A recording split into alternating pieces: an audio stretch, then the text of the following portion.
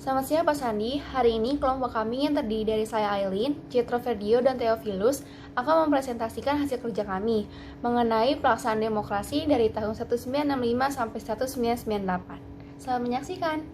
Nah, era baru dalam pemerintahan ini melalui masa transisi yang bisa dibilang cukup singkat, yaitu pada tahun 1966 sampai 1968, ketika Jenderal Soeharto ini dipilih menjadi Presiden Republik Indonesia berikutnya. Pada era ini sering disebut dengan namanya masa Orde Baru. Visi utama Orde Baru yaitu melaksanakan Pancasila dan UUD NRI 1945 secara murni dan konsekuen dalam setiap aspek kehidupan masyarakat Indonesia. Dengan visi tersebut, masyarakat Indonesia ini seperti mendapat secercah harapan.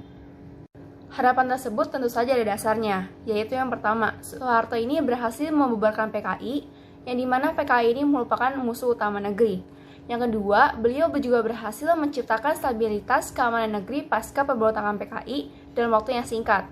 Dan yang ketiga, Presiden Soeharto ini mempunyai legalitas yang tidak dimiliki oleh siapapun, yaitu yang pertama pengembang supersemar, yang kedua mendataris MPR, yang ketiga Bapak Pembangunan, dan yang keempat Panglima tertinggi di ABRI. Karakteristik demokrasi Pancasila pada masa Orde Baru. Karakteristik demokrasi Pancasila pada masa Orde Baru ada 4, yaitu yang pertama, rotasi kekuasaan eksekutif bisa dikatakan hampir tidak pernah terjadi, kecuali pada jajaran yang lebih rendah seperti gubernur, camat, bupati atau wali kota, dan kepala desa. Kalaupun ada perubahan selama Orde Baru, hanya terjadi pada wakil presiden, sementara pemerintahan masih tetap sama. Lalu yang kedua adalah rekrutmen politik bersifat tertutup. Rekrutmen politik adalah proses pengisian jabatan politik di dalam penyelenggaraan pemerintahan negara, yang dimana warga negara yang mampu dan memenuhi syarat mempunyai peluang yang sama untuk mengisi jabatan politik.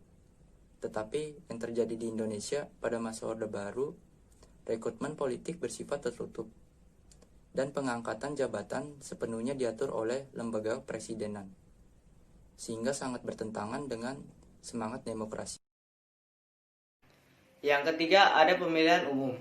Pemilihan umum pada masa Orde Baru terjadi sebanyak 6 kali, yaitu pada tahun 1971, 1977, 1982, 1987, 1992, dan 1997. Pada masa ini, banyak terjadi pelanggaran pemilihan umum untuk memastikan kemenangan partai golongan karya, dengan pembatasan partai politik dan menekan pemilih untuk memilih partai golongan karya. Yang keempat, ada pelaksanaan hak warga negara. Pada masa Orde Baru, pelaksanaan demokrasi yang lebih menekankan pada kekuatan presiden yang membuat Undang-Undang Dasar 1945 tidak diamalkan secara baik dan benar. Akibatnya, baik terjadi korupsi, kolusi, dan nepotisme, serta marak terjadinya penyimpangan dalam hal berbangsa dan bernegara.